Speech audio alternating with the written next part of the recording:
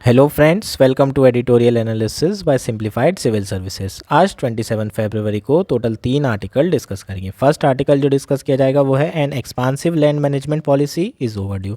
इसके अंदर हम लोग एक मेंस का क्वेश्चन प्रिपेयर करेंगे, प्री एस्पेक्ट भी कवर करेंगे, लैंड मैनेजमेंट पॉलिसी के बारे में बात करेंगे, लैंड की इंपॉर्टेंस से शुरू करके हुए उसकी नीड, क्या चैलेंजेस हैं, पॉलिसी की ज़रूरत क्यों है और क्या सॉल्यूशन किया जाता है, प्लस कंक्लूजन। पूरा एक मेंस का क्वेश्चन प्रिपेयर किया जाएगा। नेक्स्ट आर्टिकल जो डिस्कस करेंगे वो है मोरिन स्टोर, इंडियन एक्सप्रेस का ये आर्टिकल है। इसके अंदर हम जो सरकार ने रिसेंट स्टोरेज फैसिलिटी को बढ़ाने की बात की है उसकी बात करेंगे। इसके साथ साथ उसके क्या बेनिफिट होंगे ये इस पे डिस्कशन किया जाएगा, मेंस एस्पेक्ट है ये। उसके अलावा हम प्राइमरी एग्रीकल्चर कोऑपरेटिव सोसाइटी के बारे में, क्रेडिट सोसाइटी के बारे में बात करेंगे। बहुत इंपॉर्टेंट है ये PSCS, आपको इस बार प्री में दिख सकता है 2024 में, है ना। बहुत वैल्यूएबल है, इसमें काफ़ी चीज़ें ऐसी पॉइंट्स हैं जो आपको पूछे जा सकते हैं इस आर्टिकल से। नेक्स्ट आर्टिकल जो डिस्कस करेंगे वो है 3 proposal 3 policy responses in India EV push. India के जो EV एडॉप्शन के लिए जो पॉलिसीज़ हैं उनको डिस्कस करेंगे। जो 3 कंपनियां इंडिया में एंट्री करने की सोच रही है उनके लिए सरकार का क्या रवैया है, ये सारे एस्पेक्ट कवर करेंगे। प्री और मेंस दोनों के पर्सपेक्टिव से इंपॉर्टेंट है। अगर आपको कंटेंट पसंद आ रहा है तो प्लीज़ आप लोग लाइक कर सकते हैं, शेयर कर सकते हैं, कमेंट कर सकते हैं, सब्सक्राइब कर सकते हैं। अगर आपको इसकी PDF चाहिए तो टेलीग्राम जाके आप ज्वाइन करिए, वहाँ से आप PDF भी ले सकते हैं। आइए शुरू करते हैं हमारा एनालिसिस। हमारा फर्स्ट आर्टिकल है an expensive land management policy is overdue. ये आर्टिकल द हिंदू में आया है। GS1 GS3 मेंस ऐसे के पर्सपेक्टिव से बहुत इंपॉर्टेंट है। प्रीलिम्स के पर्सपेक्टिव से जो भी पॉइंट इंपॉर्टेंट होंगे हाईलाइट कर दूंगा। प्री और मेंस दोनों एस्पेक्ट कवर करेंगे। मेंस के पर्सपेक्टिव से देखें तो जो आर्टिकल है वो मेनली किस पे आया है, land management policy. Land management policies की ज़रूरत है, ओवरड्यू है, अभी तक के नहीं प्रॉपर बनाई गई है। तो उसके लिए सबसे पहले लैंड की इंपॉर्टेंस की बात की गई है आर्टिकल में, देख लेंगे लैंड की क्या इंपॉर्टेंस है। दूसरा, नीड क्यों है इस पॉलिसी की। तीसरा बेसिकली इंपॉर्टेंस और नीड दोनों काफ़ी कुछ सेम ही चीज़ है, ठीक। तीसरा, इसमें हम बात करेंगे चैलेंजेस क्या हैं, ठीक, इंडिया में क्या क्या चैलेंजेस फेस करना पड़ रहा है। और चौथा, सॉल्यूशंस की बात करेंगे। पांचवा, कंक्लूजन की बात कर लेंगे, ठीक। इसी वे में आपको मेंस का आंसर भी लिखना होता है, ठीक। तो ये सारी चीज़ें हम कवर करेंगे आर्टिकल के थ्रू। मेंस का आप जो है इसी वे में जो है क्वेश्चन भी बना के ये सारी चीज़ें लिख सकते हो। इसके अलावा प्रीलिम्स के पर्सपेक्टिव से अगर देखें तो लैंड के बारे में समझ लेते हैं। कॉन्स्टिट्यूशन के अंदर शेड्यूल 7 में कौन सी लिस्ट में आता है लैंड, जल्दी से गैस करो। स्टेट लिस्ट में या फिर यूनियन, ठीक। Land comes under the state list. इसका मतलब जो स्टेट गवर्नमेंट होगी वो लैंड से रिलेटेड लॉज बना सकती है। लेकिन लैंड एक्विजिशन की बात करें तो लैंड एक्विजिशन जो है स्टेट लिस्ट में नहीं आता है, ना ही यूनियन लिस्ट में। इस लैंड एक्विजिशन कॉन्करेंट लिस्ट में आता है। कॉन्करेंट का मतलब क्या है, स्टेट और केंद्र दोनों ही जो है सरकार इसमें लॉ बना सकती है। बेसिकली गवर्नमेंट ना बोला जाए, बेसिकली क्या कहा जाए, legislative assemblies and parliament can enact a law in land acquisition related subject, ठीक है। इसलिए सरकार ने बनाई हुई है 2013 का लैंड एक्विजिशन एक्ट, केंद्र सरकार ने, ठीक। नहीं तो आप बोलोगे कि लैंड एक्विजिशन सर वो तो उधर भी केंद्र में भी सरकार ने बनाई हुई है। तो ये डिफरेंस बताना बहुत ज़रूरी था। और इतनी अच्छी अच्छी चीज़ें बता रहा हूँ, तुरंत जो है लाइक वाइक मारा करो, कमेंट किया करो और सब्सक्राइब किया करो, दोस्तों को भी भेजा करो, ठीक है। तो ये सब्सक्राइब करने वाली चीज़ें हैं ये सारी। अब लैंड की इंपॉर्टेंस से शुरू करते हैं। अगर लैंड की बात करें तो ह्यूमन एक्टिविटीज़ के सबसे केंद्र बिंदु, अगर सेंट्रल पॉइंट की बात करें तो लैंड होगा। लैंड की बहुत ज़्यादा इंपॉर्टेंस है। खाने को, पीने को, रॉ मटेरियल सब कुछ कहाँ से है, लैंड से ही है। इकोलॉजिकल सर्विस प्रोवाइड करता है, इकोनॉमिक सर्विस प्रोवाइड करता है, सोशल सर्विस प्रोवाइड करता है, कल्चरल सर्विस प्रोवाइड करता है। सारी चीज़ें हमें किससे मिल रही है, लैंड से ही मिल रही है। इकॉनमी में देखो, फैक्टर ऑफ प्रोडक्शन में एक जो है फैक्टर क्या होता है, लैंड ही तो होता है फैक्टर ऑफ प्रोडक्शन में। एक जो है हमारा फैक्टर बहुत इंपॉर्टेंट फैक्टर होता है। इतना मल्टी डायमेंशनल कैरेक्टर है लैंड का, उसके बावजूद भी हमेशा जो है ओवरलुक्ड होती है लैंड मैनेजमेंट प्रैक्टिसेस, जिसके कारण एक्सेसिव स्ट्रेस होता है, लैंड डिग्रेडेशन होता है और जो एनवायरमेंटल वैल्यू है इसकी डाउन होती जा रही है। इसके अलावा इसमें जो है कुछ डेटा दिया हुआ है, ये डेटा आपको यूज़ करना है अपने आंसर में, ठीक है। जब भी आप आंसर लिखेंगे, डेटा लिखेंगे, तब आपका जो है जो भी आपने ओपिनियन लिखा है वो जस्टिफाई होगा। डेटा क्या है, हमारे जो एनुअल लॉसेस हैं ड्यू टू लैंड डिग्रेडेशन, ठीक है, इकोसिस्टम सर्विसेज जो लॉस हो रही है लैंड डिग्रेडेशन के कारण, लगभग कितनी है, 6 ट्रिलियन के आसपास। UNCCD, united nation convention to combat desertification, COP14 in new Delhi, जो कि न्यू दिल्ली 2019 में हुई थी, उसमें डिस्कस किया गया था इसी प्रॉब्लम को, लैंड डिग्रेडेशन से रिलेटेड अलग अलग कंट्री किस तरीके से ये सारी चीज़ें फेस कर रही है और कैसे हम वेज ढूंढ सकते हैं to achieving land degradation neutrality, कैसे हम जो है जो डिग्रेडेशन हो रहा है उसे रिवर्स करके न्यूट्रल करें। अगर कुछ लैंड डिग्रेड हो रही है तो कुछ लैंड को हमें वापस रीस्टोर करना पड़ेगा, ओवरऑल न्यूट्रलिटी मेंटेन होना चाहिए। IPCC 2019 की जो रिपोर्ट है उसने काफ़ी सारे near to long term action suggest किए थे जिसके थ्रू हम लैंड मैनेजमेंट कर सकते हैं और लैंड का जो डिग्रेडेशन हो रहा है उसे रिवर्स कर सकते हैं। इसके अलावा अगर आप ये वाली रिपोर्ट प्री के लिए इम्पॉर्टेंट है, ठीक है, किसकी रिपोर्ट है, FAO की, state of world land and water resources for food and agriculture. ये जो स्टेट ऑफ करके कोई भी रिपोर्ट आती है ना, जनरली FAO की होती है, रिस्क ले सकते हो, है ना। जनरली जितनी भी मैंने देखी है, जब भी स्टेट ऑफ द से शुरू होगी उसके बाद जो भी चीज़ें होगी और फूड और वाटर से रिलेटेड होगी, FAO ही उसका आंसर होता है। तो इस रिपोर्ट के हिसाब से अगर देखें तो इसमें क्लियर कट बात की गई है, 2021 की रिपोर्ट है, कहा है कि there is a sense of urgency, हमें बहुत ज़्यादा ज़रूरत है, अर्जेंसी है एक पब्लिक पॉलिसी की, ताकि हम जो लॉन्ग टर्म गोल्स हैं हमारे रिलेटेड टू लैंड उसको क्या कर सके, अचीव कर सके, लैंड न्यूट्रलिटी अचीव कर सके, लैंड डिग्रेडेशन को रिवर्स कर सके और लैंड मैनेजमेंट प्रॉपर किया जा सके। अब इंडिया में क्या क्या चैलेंजेस हैं उसको समझ लेते हैं। इंडिया एंड लैंड की बात की जा रही है बेसिकली।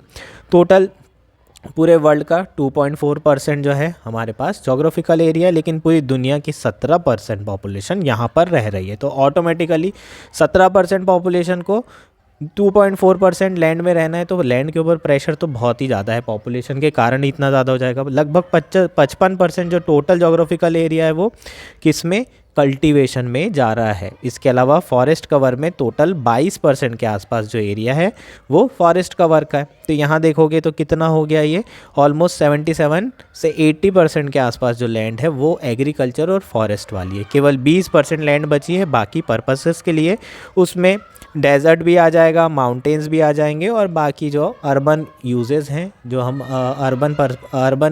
अर्बनाइजेशन के पर्सपेक्टिव से लैंड यूज़ कर रहे हैं, उसके लिए बहुत सीमित लैंड फिर बच जाती है। ऐसे में जो लैंड के ऊपर प्रेशर है वो बहुत ज़्यादा होगा।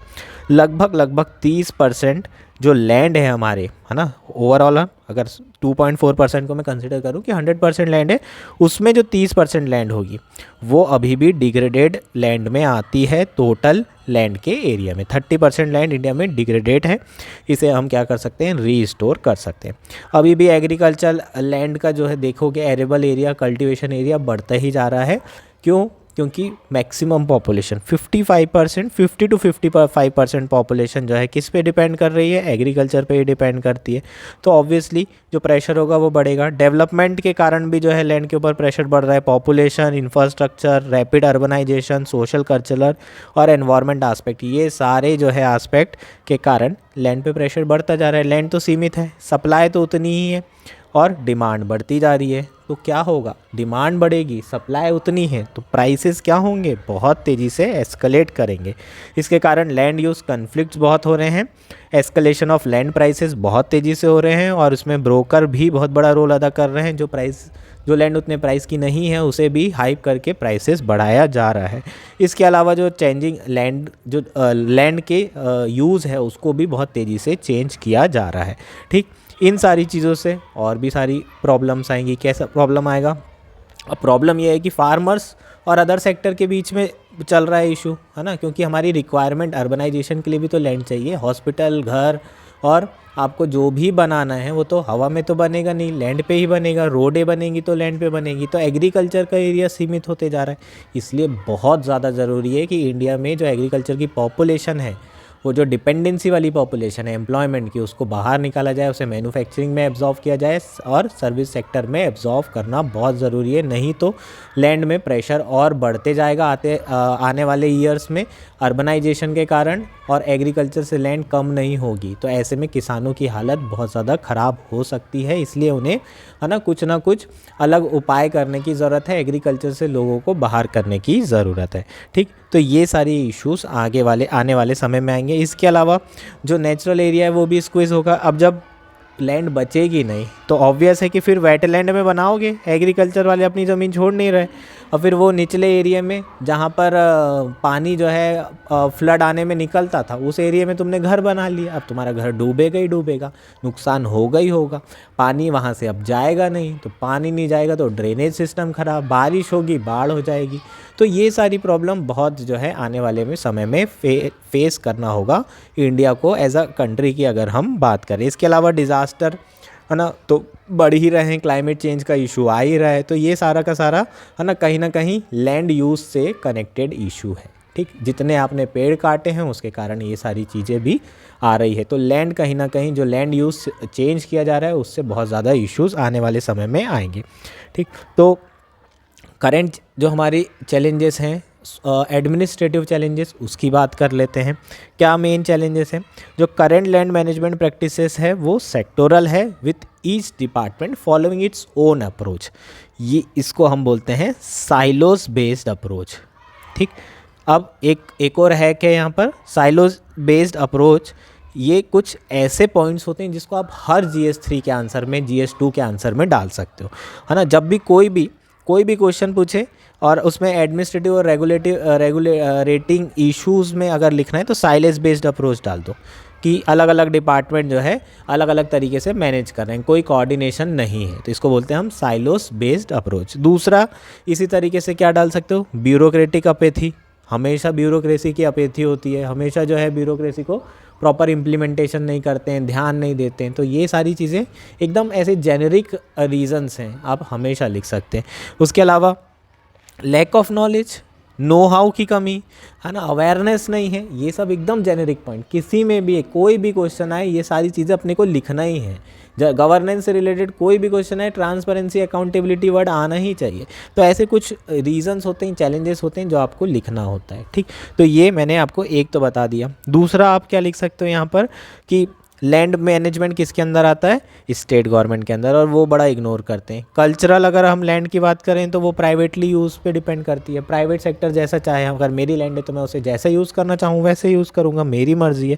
तो ये सब इश्यूज़ हैं लैंड मैनेजमेंट पॉलिसी के। इसके अलावा एडमिनिस्ट्रेटिव कॉम्प्लेक्सिटी इससे भी है कि कौन सी लैंड मैनेजमेंट प्रैक्टिसेस अडॉप्ट की जाए, कौन सी नहीं की जाए। इसके अलावा नॉलेज गैप्स तो है ही, शॉर्ट टर्म प्लानिंग पे ज़्यादा फोकस किया जाता है, शॉर्ट टर्म प्लानिंग बायस, ये सब एकदम जेनरिक चीज़ें हैं, किसी भी आंसर में डालो कोई दिक्कत नहीं है। फ्रेगमेंटेड अप्रोच किसी भी आंसर में आएगा। Lack of action for unenforceable events and regulatory barriers, ये एकदम जेनरिक पॉइंट हैं, इसको हर आंसर में आप लिख सकते हो, इसको नोट डाउन कर लो।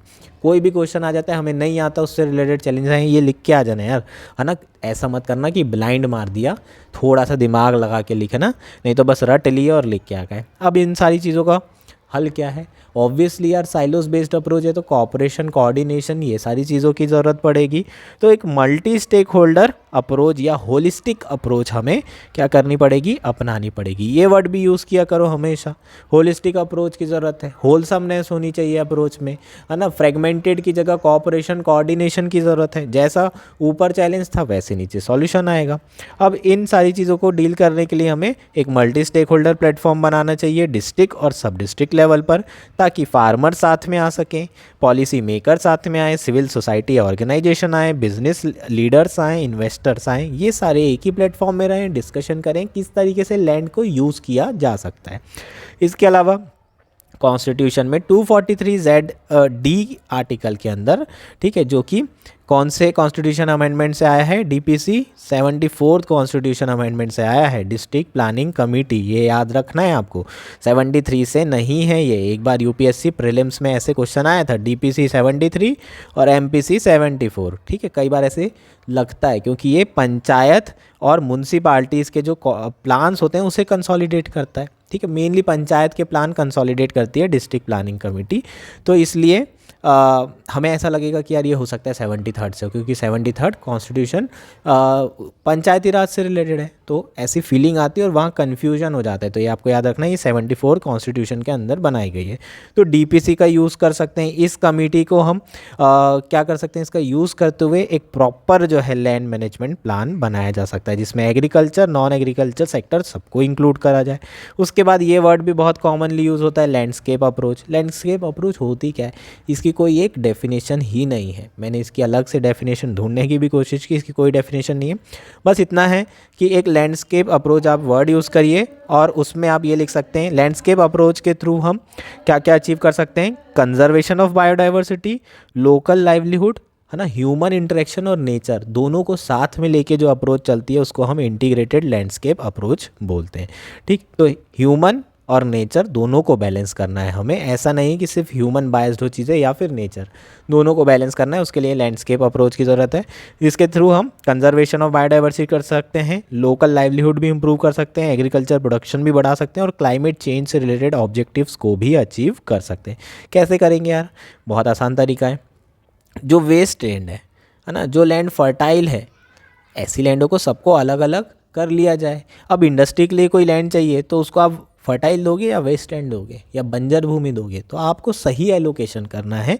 आप प्रॉपरली असेस करिए लैंड का पोटेंशियल, उसका स्कोप देखिए उसके एलोकेशन को करने के पहले, उसके बाद उसको रीएलोकेट करिए फॉर अप्रोप्रिएट पर्पस। इस तरीके से हम क्या कर सकते हैं, लैंड मैनेजमेंट पॉलिसी कर सकते हैं। इसके लिए आपको इवैल्यूएशन करना पड़ेगा, नेगोशिएशन करना पड़ेगा, ट्रेड ऑफ होगा, उसके बाद डिसीजन मेकिंग हो पाएगी।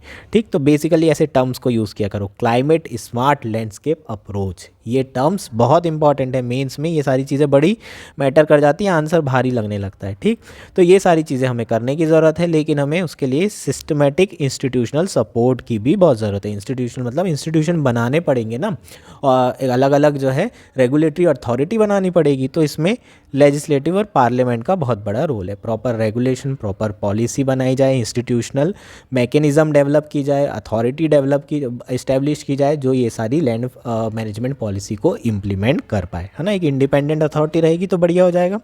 अगर ये सारी चीज़ें हो जाती है तो लैंड्स के थ्रू हम फूड सिक्योरिटी भी अचीव कर सकते हैं, बायोडाइवर्सिटी क्राइसिस को भी डील कर सकते हैं और बहुत कुछ अचीव किया जा सकता है सिर्फ इसी लैंड से, है ना। सब कुछ लैंड पे ही है यार। इंडियन पार्लियामेंटेरियंस को क्या करना है, शुरू करना है डेलिब्रेशन। डेलिब्रेशन मतलब डिस्कशन, पार्लियामेंट की पटल पे लैंड पॉलिसी को लेके, लैंड मैनेजमेंट जो अभी तक ओवरलुक था उसको लेके डिस्कशन करिए। एक बढ़िया लॉन्ग टर्म सस्टेनेबिलिटी पॉलिसीज़ बनाइए जो कि सारे एक्टर्स को इंक्लूड करे, चाहे वो वर्टिकल हो या हॉरिजॉन्टल। ये आर्टिकल था, होपफुली सारा आर्टिकल आपको क्लियर हो गया होगा ऊपर से नीचे तक। समझ में आया है, मज़ा आ रहा है तो भाई कमेंट किया करो यार, है ना। नेक्स्ट आर्टिकल है मोर इन स्टोर। यह आर्टिकल इंडियन एक्सप्रेस में आया है। GS3 इकॉनमी एग्रीकल्चर मेंस के पर्सपेक्टिव से बहुत इंपॉर्टेंट है, प्रीलिम्स के पर्सपेक्टिव से भी बहुत इंपॉर्टेंट है। प्री के पर्सपेक्टिव से PACS के बारे में समझेंगे। 2024 में PACS दिखने की संभावना 90 to 100% है, क्योंकि 2020 में इससे रिलेटेड चीज़ें आ चुकी है, लेकिन दोबारा बहुत ज़्यादा न्यूज़ में और बहुत इंपॉर्टेंट भी है। ठीक, PACS होता है क्या, अभी आगे बात करेंगे। प्राइमरी एग्रीकल्चर क्रेडिट सोसाइटी, ठीक, इसके बारे में हम अलग से चर्चा करेंगे। रिसेंटली न्यूज़ में क्यों आया है ये आर्टिकल, पहले ये समझ लेते हैं। जो आर्टिकल है वो स्टोरेज फैसिलिटी से रिलेटेड है, उससे रिलेटेड इंफ्रास्ट्रक्चर को डेवलप करने की बात की जा रही है। रिसेंटली हमारे जो प्राइम मिनिस्टर हैं उन्होंने एक world largest grain storage plan तैयार किया है under the cooperative sector. Prime minister Modi ji जो कि एक पायलट प्रोजेक्ट के इनॉग्रेशन में गए थे, उन्होंने ये बात कही कि प्राइमरी एग्रीकल्चर क्रेडिट सोसाइटीज़ के थ्रू इस प्लान को इम्प्लीमेंट किया जाएगा। लगभग 11 ऐसे स्टेट हैं जहाँ पर ये स्टोरेज प्लान जो है इम्प्लीमेंट करने की तैयारी कर रही है सरकार। इसके थ्रू हम स्टोरेज इंफ्रास्ट्रक्चर फैसिलिटी डेवलप करना चाहते हैं, जो लगभग कितने कैपेसिटी की हो जाएगी, 700 लाख मैट्रिक टन की स्टोरेज कैपेसिटी बिल्ड की जाएगी इस प्रोग्राम के अंदर। अभी अगर देखें तो 361.62 लाख टन के आसपास जो है हमारे पास स्टोरेज कैपेसिटी है। तो कहीं ना कहीं ये डबल करने की बात की जा रही है नेक्स्ट 5 ईयर में, और इसमें जो ओवर एम्बिशियस प्लान है सरकार का उसमें कॉस्ट भी बहुत ज़्यादा पड़ेगी। 1.25 लाख करोड़ के आसपास कॉस्ट पड़ने वाली है। ठीक, तो FCI की करंट अगर स्टोरेज फैसिलिटी देखें 361 है तो डबल होने वाला है ये। ठीक, स्टेट के पास भी अलग कैपेसिटी है, 400.74 लाख टन के आसपास स्टेट की कैपेसिटी है। अब ये स्टोरेज कैसे फैसिलिटी या क्यों बढ़ानी है यार, बहुत इंपॉर्टेंट है। एक तो एमएसपी की गारंटी देने वाली है अभी सरकार। ठीक, भले ही लीगल गारंटी ना दे, लेकिन आप ये मान के चलो अगले 10 साल एमएसपी कहीं नहीं जा रहा है। बहुत मुश्किल लग रहा है जैसे अभी हालात हैं, अगले 5 से 10 साल तो 10 इवन 15 साल, 15 साल भी क्या, जब तक ये क्लाइमेट चेंज वाले इश्यूज़ हैं तब तक के मेरे ख्याल से रहना ही है, क्योंकि एमएसपी के थ्रू हम बहुत सारी चीज़ें अचीव भी करते हैं। पीडीएस से जैसी जो पब्लिक डिस्ट्रीब्यूशन सिस्टम है वो भी कहीं ना कहीं इसी पे रिलाई करता है। दोनों पॉलिसी एक दूसरे को रेनफोर्स करती है। ठीक, तो स्टोरेज फैसिलिटी की बहुत ज़्यादा ज़रूरत है। दूसरा क्या इंपॉर्टेंट है, किसानों के लिए बहुत ज़्यादा इंपॉर्टेंट। किसान क्या है, पेरिशेबल गुड्स या फिर storage facility, perishable goods produce करते हैं या स्टोरेज फैसिलिटी नहीं होने के कारण इसको स्टोर नहीं कर पाते। अब मार्केट सप्लाई बहुत ज़्यादा है, क्रैश हो गया प्राइसेस, अब उनके पास ऑप्शन नहीं होता, क्योंकि घर पे अनाज रखेंगे तो अनाज सड़ जाएगा, चूहे खा जाएंगे, और अगर बाहर नहीं बेचा तो उनको जो लोन लिया है वो पैसा भी नहीं मिलेगा। तो बड़ी डिलेमा हो जाती है। बाहर अगर बेचा तो बहुत सस्ते में चला जाएगा, तो पैसा उतना नहीं निकलेगा। तो उनने एक तो लोन ले रखा है, ऊपर से वो घर पे स्टोर नहीं कर सकते, उन्हें बाहर बेचना ही पड़ेगा। तो ऐसे बड़े परेशानियां रहती, खासकर छोटे किसानों को। तो अगर स्टोरेज फैसिलिटी खुल जाए तो किसानों के साथ बहुत सारी समस्याएं हल हो सकती है, उन्हें एक अच्छे अमाउंट मिल सकता है जो वो प्रोड्यूस कर रहे हैं, है ना। तो सरकार को भी, अगर सरकार भी रख लेती है तो सरकार के लिए भी बढ़िया है, और किसान अगर स्टोरेज कर लेता है तो उसके लिए तो बहुत ही अच्छा है, क्योंकि जैसे ही मार्केट में प्राइस बढ़ेंगे तब वो अपना जो प्रोडक्शन किया है, उसने जो प्रोड्यूस किया है उसको मार्केट में ला सकता है और अच्छे प्राइसेस पा सकता है। लेकिन स्टोरेज फैसिलिटी का इशू है, कॉस्ट ऑफ स्टोरेज भी बहुत ज़्यादा है। अगर सरकार कोऑपरेटिव के थ्रू ये सारी सर्विसेज प्रोवाइड करे तो मज़ा आ जाएगा। तो ऐसे में किसानों की जो आय है वो भी बढ़ाई जा सकती है। और इतनी एमएसपी जो गारंटी की बात चल रही है उसको रखोगे कहाँ, वो भी सड़ेगा, एक्सपोर्ट करना पड़ेगा, है ना। कई अनाज, काफ़ी अनाज, 30 से 35% अनाज इंडिया में सड़ जाता है, ये जो सरकारी स्टोरेज फैसिलिटीज़ में होता है, क्योंकि वो बाहर पड़ी रहती है, पानी आ जाता है, सड़ जाता है चूहों के कारण। तो अच्छी स्टोरेज फैसिलिटी अगर बढ़ा दी जाए तो काफ़ी हमारा जो प्रोडक्शन है, वो जो वेस्ट होता है वो भी कम हो जाएगा, जो पोस्ट हार्वेस्ट लॉसेज हैं वो भी कम हो जाएंगे। तो यार इतनी बढ़िया चीज़ हो रही है ना, तो काफ़ी बेनिफिट मिलेगा फार्मर्स को भी, और ओवरऑल जो हमारा लॉसेस है वो भी कम हो जाएंगे। तो फूड सिक्योरिटी को भी बेनिफिट है, इतने सारे बेनिफिट हैं। ये सारी चीज़ें किसके थ्रू करी जा रही है, कोऑपरेटिव्स के थ्रू। गवर्नमेंट का बहुत ज़्यादा जो है किस पे फोकस है, कोऑपरेटिव्स पे फोकस है, पीएसीएस पे बहुत ज़्यादा फोकस है, जिसकी अभी हम बात करेंगे। ठीक, गवर्नमेंट की अगर आप देखोगे तो एफपीओ बना रही है, फार्मर प्रोड्यूसर ऑर्गेनाइजेशन, पीएसीएस के थ्रू सारी चीज़ें इंप्लीमेंट कर रही। मिनिस्ट्री ऑफ कॉपरेशन जो है अलग से बनाई है, जिसमें मिनिस्टर कौन है, अमित शाह। तो आप समझ रहे हो इंपॉर्टेंस कितनी है इस कोऑपरेटिव सोसाइटीज़ की, है ना। अमूल को तो आप जानते ही हो। तो जो हमारे प्राइम मिनिस्टर है, इनका एक्सपीरियंस बहुत अच्छा रहा है कोऑपरेटिव सोसाइटी का, है ना। इनके स्टेट में जब वो सीएम थे तो ये चीज़ वो ऑल ओवर इंडिया में करना चाहते हैं कि कोऑपरेटिव के थ्रू जो है जो किसान हैं उनकी नेगोशिएटिंग पावर को डेवलप किया जाए, ताकि वो खुद से नेगोशिएट करे प्राइवेट सेक्टर में और अच्छी रकम हासिल कर पाए, अच्छी जो है डिमांड और सप्लाई के हिसाब से, मार्केट के हिसाब से जो है बार्गेन करे, और प्राइवेट सेक्टर कॉन्ट्रैक्ट फार्मिंग के थ्रू भी अच्छा पैसा, अच्छी इनकम बना सके।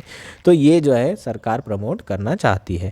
ठीक, अब पीएसीएस की बात कर लेते हैं। ठीक, अपन बात कर ही चुके हैं, पीएसीएस का फुल फॉर्म क्या है, प्राइमरी एग्रीकल्चर क्रेडिट सोसाइटी। ठीक, पीएसीएस के थ्रू बहुत ज़्यादा क्रेडिट प्रोवाइड किया जाता है। ठीक, अब पहली बात, और बहुत ही ज़्यादा इम्पॉर्टेंट ये पॉइंट है, इससे ज़्यादा कोई इंपॉर्टेंट पॉइंट नहीं हो सकता पीएसीएस के लिए, जो आपको पक्का पूछेगा। It is outside the purview of Banking Regulation Act 1949 and hence not regulated by RBI।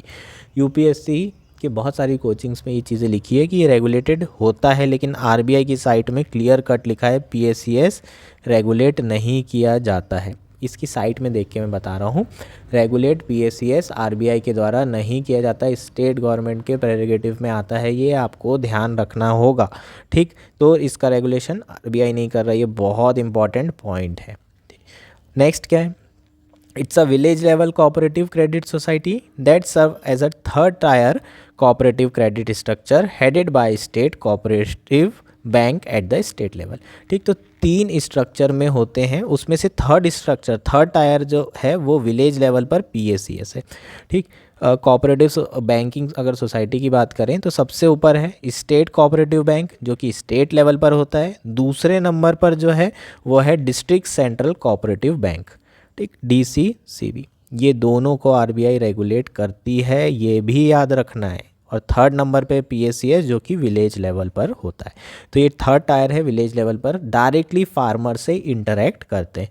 क्या होता है, जो CBA स्टेट लेवल पर वो क्रेडिट ट्रांसफ़र करती है डिस्ट्रिक्ट सेंट्रल कोऑपरेटिव बैंक को, और ये इनके साथ में मिलके PACS के साथ में मिलके डायरेक्टली फार्मर से इंटरेक्ट करते हैं और उनको उनको क्रेडिट प्रोवाइड करते हैं। ठीक है, मेन पर्पस क्या है, short to medium term agriculture loan provide करना इस सोसाइटी का। पहला PACS इंडिया इंडिपेंडेंस के पहले बना था 1904 में। ये आपको मैक्सिमम चीज़ें पूछी जा सकती है। होपफुली सारी चीज़ें समझ में आ गई है ना। तो अच्छा है, तो फिर बढ़िया है ना। इन चीज़ों को आप नोट डाउन करिए। ठीक, हमारा लास्ट आर्टिकल है 3 प्रपोजल 3 पॉलिसी रिस्पॉन्सेस इन इंडियाज़ EV पुश। ये आर्टिकल इंडियन एक्सप्रेस में आया है। GS3 मेंस के पर्सपेक्टिव से, प्रीलिम्स के पर्सपेक्टिव से, दोनों के पर्सपेक्टिव से इम्पॉर्टेंट है। बेसिकली हम इसमें इलेक्ट्रिक व्हीकल की बात कर रहे हैं। सरकार क्या चाहती है कि जल्द से जल्द इलेक्ट्रिक व्हीकल का अडॉप्शन हो और वो रिप्लेस करे डीजल वाली गाड़ियों को पेट्रोल वाली गाड़ियों को, क्योंकि यार ये फॉसिल फ्यूल है। इंडिया को इंपोर्ट डिपेंडेंसी बहुत ज़्यादा है इन सारी चीज़ों में। 80% क्रूड ऑयल जो है हमें बुलाना पड़ता है, डॉलर जाते हैं, पॉल्यूशन अलग हो रहा है, एनवायरनमेंट फ्रेंडली भी नहीं है। EV का काफ़ी सारे बेनिफिट हैं। EV के बेनिफिट अगर आपको जानना है तो आप 1 अगस्त का मेरा 1 या 2 अगस्त का आर्टिकल एक बार देखो। बहुत अच्छे से मैंने EV के बारे में बताया है, एक एक पॉइंट डिस्कस किया है, इवन कार के अंदर क्या फंक्शनिंग होती है वो तक समझा है। एक बार ये देख लोगे वीडियो तो मज़ा आ जाएगा तुमको, EV के बारे में सब पता चल जाएगा। शुरू करते हैं। जो आर्टिकल है वो क्या कह रहा है, recently 3 of the world top electric car maker have announce their India entry plan. 3 ऐसे वर्ल्ड के टॉप कार मेकर हैं जो कि इलेक्ट्रिक व्हीकल के कार मेकर हैं, वो इंडिया में एंट्री की बात कर रहे हैं। और तीनों में जो इंडियन गवर्नमेंट है उनके पॉलिसी रिस्पॉन्स बहुत ज़्यादा अलग है। सबसे पहले अगर हम बात करें तो टेस्ला की, है ना, इलॉन मस्क सब लोग जानते हो भाई, अलग ही टेंशन में रहते हैं। तो वो इंडिया में एंट्री जो है करना चाहते हैं और इंडिया के साथ, गवर्नमेंट के साथ नेगोशिएट कर रहे हैं। वो चाहते हैं कि थोड़ा सा टैक्स में इंसेंटिव मिले, जो इंपोर्ट की कॉस्ट है, कस्टम ड्यूटी है, उसको कम किया जाए। ऐसा जो है टेस्ला चाहता है। ओवरऑल कॉस्ट जो है कम हो इंडिया में, प्रोडक्शन की भी और इंडिया के लोगों के लिए भी कॉस्ट कम आए ताकि अडॉप्शन जल्दी हो। दूसरा है चाइनीज़ BYD। ठीक, ये जो है BYD, ये बहुत बड़ी जो है कार कंपनी है EV की, है ना। टेस्ला से भी ज़्यादा बड़ी कार कंपनी है चाइना की। इसके लिए भी जो सरकार का रिस्पॉन्स है अलग है, आगे डिस्कस करेंगे। और एक वियतनाम की है विनफास्ट, ये भी सब बहुत बड़ी कंपनी है, ये भी इंडिया में एंट्री कर चुकी है, इसने एंट्री कर चुकी है। तो तीनों में जो रिस्पॉन्स है इंडिया का वो क्या है उसको समझेंगे। ठीक है, सरकार जो है जल्द से जल्द रिप्लेस करना चाहती है किसको, डीजल व्हीकल और पेट्रोल व्हीकल को, किससे, इलेक्ट्रिक व्हीकल से। ठीक है, इसके लिए फेम इंडिया ये स्कीम चलाई जा रही है। याद है क्या, इन सब चीज़ों के बारे में सुना है क्या, देखो ज़रा सर्च करो। ठीक है, अब सबसे पहले इलॉन मस्क की कंपनी की बात कर लेते हैं। इन लोग जो है ऑलमोस्ट जो है गवर्नमेंट के साथ फाइनलाइज कर चुके थे 2021 में प्लान, फिर कैंसिल हो गया। ठीक है, किसी कारण से सरकार ने जो है अपना स्टैंड बदल दिया, कहा कि अगर एक को देंगे टैक्स इंसेंटिव तो सबको देना पड़ेगा, एक के लिए इंपोर्ट ड्यूटी कम करेंगे तो सबके लिए करना पड़ेगा, कस्टम ड्यूटी सबके लिए। और ये टेस्ला वाला मान ही नहीं रहा था। ठीक, तो ये प्लान जो है 2022 में ही आने वाला था, वो कैंसिल हो गया। लेकिन सरकार ने रिसेंटली ऐसा सुना है कि अपना जो स्टांस है उसको बदल दिया है और case by cases, company by company वो क्या कर रही है, नेगोशिएट कर रही है। ठीक, अभी जो है फाइनलाइज करने वाले हैं ये पैकेज, डील फाइनलाइज होने वाली है टेस्ला वाली, और उसमें कुछ इंपोर्ट ड्यूटीज सरकार कम करने के लिए तैयार हो गई है फॉर कपल ऑफ ईयर्स। कम से कम 2 साल के लिए इंपोर्ट ड्यूटी सरकार कम करने के लिए तैयार हो गई है। और जो इलॉन मस्क है उसने गारंटी दी है $2 बिलियन की, वो जो है क्या करेंगे, यहाँ पर इंडिया में फैसिलिटी ओपन करेंगे। तो यार ये एकदम क्या है, ग्रीन फील्ड इन्वेस्टमेंट है। ग्रीन फील्ड इन्वेस्टमेंट क्या होता है, सुने ही क्या आप, ग्रीन फील्ड और ब्राउन फील्ड। ब्राउन फील्ड मतलब जो पहले से फैसिलिटी है तो उसको खरीद लो और उसी को रेनोवेट कर दो। ग्रीन फील्ड मतलब एकदम नए फील्ड में शुरू से फ्रॉम द स्क्रैच अगर कोई चीज़ डेवलप की जा रही है तो कंस्ट्रक्शन एक्टिविटी बढ़ेगी, एम्प्लॉयमेंट बढ़ेगा, डिमांड बढ़ेगी, समझ रहे हो। तो ग्रीन फील्ड सरकार बहुत इंटरेस्टेड है कि बाहर से पैसा आ रहा है एक तो ऊपर से ये सारी एक्टिविटीज़ इंडिया में शुरू होगी, जीडीपी बढ़ेगी। ठीक, तो ये जो सरकार ने स्टैंड चेंज किया है उसके अपने रीजंस हैं, आगे और चर्चा करेंगे। दूसरी अगर हम करेंटली बात करें, करेंटली कस्टम ड्यूटी जो कार है जो कि कम्प्लीटली पूरी बन के आई है असेंबल्ड कार, उसमें लगभग 60% है और 100% है। 7% किसके लिए है, अगर $40,000 से कम है कॉस्ट तो कस्टम ड्यूटी 60% के आसपास पड़ती है, और $40,000 से ज़्यादा है तो 100% कस्टम ड्यूटी। ठीक, ऐसा क्यों, क्योंकि यार ये लग्जरी कार है और लग्जरी है तो सरकार जो है लग्जरी चीज़ों को सपोर्ट नहीं करती है इंडिया में, है ना। हार्ले डेविडसन लाओगे 5 लाख की गाड़ी है, इंडिया में 10 की मिलती है, क्यों, क्योंकि 100% जो है क्या है, इम्पोर्ट ड्यूटी। तो ये टेस्ला क्या चाहते हैं कि ये जो ड्यूटी है उसको 40 से 15% के आसपास कम किया जाए अलग अलग जगह पे। ठीक, अलग अलग जगह का मतलब कॉस्ट के हिसाब से। ठीक, जो विनफास्ट मैन्युफैक्चरिंग प्लान है वो क्या है ना, जो वियतनाम वाली कंपनी है, ये भी लार्जेस्ट प्राइवेट कॉरपोरेशन है वियतनाम में, जिन्होंने इंडिया में जो है अपना ग्राउंड वर्क प्रपोज कर दिया है। कहाँ पर, थोथुकुडी तमिलनाडु में। ठीक, यहाँ पर मैन्युफैक्चरिंग साइट जो है खुलने वाली है। इनका जो प्रोग्राम है, इनका भी टारगेट है $2 बिलियन का इन्वेस्टमेंट करने का, और शुरू के 5 साल में ये $500 मिलियन इन्वेस्ट करेंगे और ये इस तरीके से ये एक्सपांड करेंगे। बहुत तेज़ी से एक्सपांड कर रही है ये कंपनी, है ना। तो इसकी एंट्री भी इंडिया के लिए काफ़ी क्रूशियल हो सकती है। ठीक है, इंडिया का जो डोमेस्टिक मार्केट है वो तो डेवलप कर ही रहा है। टाटा को देख लो, ईवी आ रही है, हालांकि जल जरूर जा रही है पर अभी क्योंकि नेसेंट स्टेज पे, लेकिन बाहर से अगर ये टेक्नोलॉजी आती है तो इंडिया की जो ईवी कार है वो भी काफ़ी मैच्योर हो जाएगी। इंडिया का ऑटो सेक्टर अब एक्सट्रीमली जो है इम्पॉर्टेंट है ना, बहुत ज़्यादा डेवलप है। पूरे दुनिया को हम जो है एक्सपोर्ट कर रहे हैं अपने ऑटो से, और इंडिया में भी बहुत ज़्यादा डिमांड है, और आने वाले समय में परचेसिंग पावर बढ़ेगी तो कार की डिमांड भी बढ़ेगी। तो ओवरऑल देखें तो इंडिया के लिए ये जो एंट्री है वो बहुत इंपॉर्टेंट है, और सरकार इसलिए कहीं ना कहीं नेगोशिएट करने के लिए तैयार हो गई है। ठीक, इन लोगों को जो विनफास्ट है इनको कोई कंसेशन नहीं है, जो जीएसटी में इंसेंटिव दिए हैं वही तरह के कंसेशन दिए जा रहे हैं, प्री कंडीशन पे कोई कंसेशन नहीं दिया जा रहा है। लेकिन इन लोगों ने रिसेंटली टेस्ला वाली लाइन पर कहना शुरू कर दिया है इलॉन मस्क की कि हमें भी चाहिए भाई कम से कम 2 साल के लिए इंपोर्ट ड्यूटीज़ को कम कर दिया जाए। थर्ड है BYD ऑटो, ये चाइनीज़ है ना, ये लोग भी अपना आना चाहते हैं। इन्होंने जब शुरू किया था, इन्होंने फ़ोन बैटरी मेकिंग से काम शुरू किया था, और अब जो है ये दुनिया की सबसे ज़्यादा ईवी बेचने वाली कंपनी बन चुकी है, इलॉन मस्क से भी ऊपर है ना। चाइनीज़ है तो कम पैसे में बम है ये, और ये भी इंडिया में एक्सपांड करना चाहते हैं। इंडिया ने इनकी जो एप्लीकेशन है उसे रिजेक्ट कर दिया नेशनल सिक्योरिटी के ग्राउंड पे। ठीक है, इंडिया नहीं चाहती कि चाइना की कंपनी इंडिया में आए।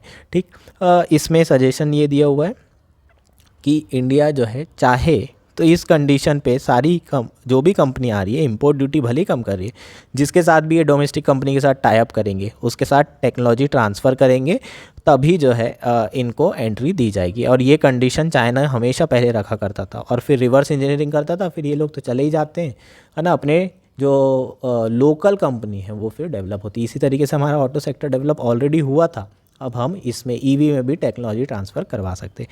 ये बेसिकली पूरा आर्टिकल था, होपफुली सारा आर्टिकल समझ में आ गया होगा। तो 3 कंपनी है, तीनों के लिए जो है अलग अलग पॉलिसी रिस्पॉन्स है सरकार के। ठीक है, लेकिन ये होना नहीं चाहिए, इसके इश्यूज़ भी आएंगे आगे चल के। अलग अलग कंपनी के लिए जो अगर हम अलग अलग रखेंगे तो फिर इन्वेस्टर आते नहीं यार ऐसे में। ठीक है, ये डबल स्टैंडर्ड दिखते हैं, तो यहाँ इसलिए सरकार ने पहले मना कर दी थी। पर अब जो है कुछ तो चाइना वाला तो मतलब समझ में आता है, स्ट्रेटेजिक रीज़न है। बाकी विनफास्ट को और टेस्ला को दोनों को ही मिलना चाहिए अगर मिल रहा है तो। ठीक, होपफुली सारी चीज़ें क्लियर है। That's it for today, thank you, enjoy your day. और अच्छा लग रहा है तो प्लीज़ सब्सक्राइब करो यार, है ना। इतना कंटेंट, इतनी वैल्यू प्रोवाइड कर रहे हैं, मेहनत कर रहे हैं, तो प्लीज़ आप लोग लाइक, कमेंट और सब्सक्राइब करें।